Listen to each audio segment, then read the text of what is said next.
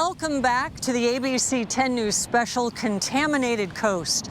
We're taking a deep dive into this binational sewage crisis and making signs like this in the South Bay a daily reality, warning people to stay out of the water.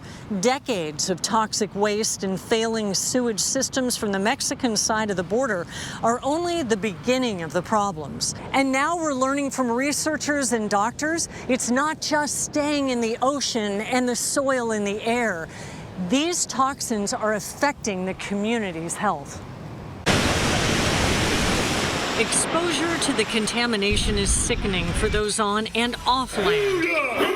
Navy SEALs are often on the front lines of the crisis during the grueling training off Coronado's coast. The leadership has been shy to say anything about the water, but every SEAL you talk to who's actually trained there will tell you stories of swimming up on human feces. When San Diego congressional members asked the U.S. Navy about the impact of the contamination to their training, the Navy said they canceled more than 20 in-water training sessions in 2022, compared to 0 the year before, adding they also delay or move some of the trainings to try to prevent potential impacts on their special forces. In Navy parlance, shoveling sand against the tide. You can't correct the problem just by the mitigation factors you take for training.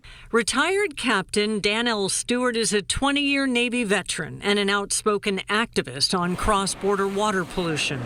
Representative Scott Peters introduced him to us and Congress as the congressman's guest for the State of the Union address back in March.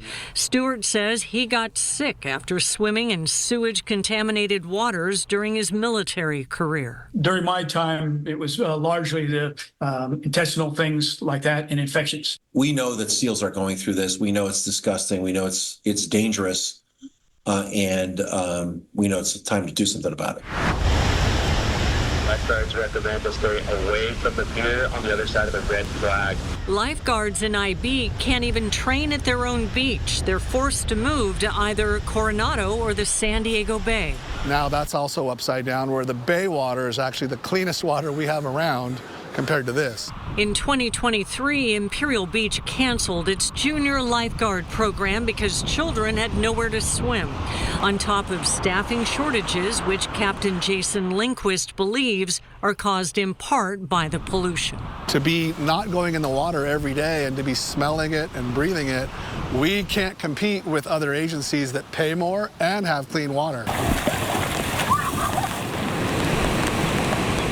Two doctors over at South Bay Urgent Care say they've noticed an uptick in gastrointestinal illnesses that appear to coincide with heavy rain. Something has changed over the last 2 years. There's so much sewage coming across the border and into our community that now people are getting sick without going into the ocean. And that's really the thing that scares me the most. Doctors Kimberly and Matthew Dixon started tracking the pattern in August of 2023 after Tropical Storm Hillary. We're down here, boots on the ground, so it triggered an alarm for us because normally we'd see 5 patients. All of a sudden we were seeing, 500% more patients with diarrhea. The Dixons took their concerns to the San Diego County Health and Human Services Agency, which has been tracking GI illnesses in the South Bay since September of 2023, and launched a website with surveillance data and resources, though the county has maintained there have been no significant increases in illnesses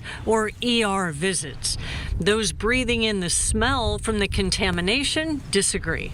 That's a part of the river behind me. Now, it's one thing to talk about it. Smelling it here is another issue entirely. And people miles away back in Imperial Beach tell me they're getting headaches, nausea, even waking up in the middle of the night from the smell. A lot of us have coughs, lingering coughs for no reason, with no other symptoms, not like a cold or sneezing or runny nose, just a weird cough. We have families getting sick. I get emails every day, people telling me my kid's vomiting, my kid has asthma, I can't take him out for a barbecue in your backyard, This is the Tijuana River under the Dairy Mart Bridge. You see the old tires and the pollution in the dry season. It's worse in the rainfall.